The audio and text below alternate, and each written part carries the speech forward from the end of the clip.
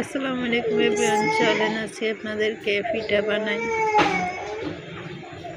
পুরো রান্না করে দেখাবো।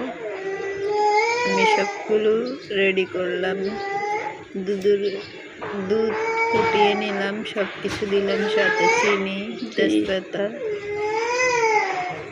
তো সব কিছু ফুটিয়ে নিয়ে আমি পিঠাগুলো আস্তে আস্তে ঢেলে দিচ্ছি। সব কিছু একটা একটা করে দিচ্ছি, সবগুলো একসাথে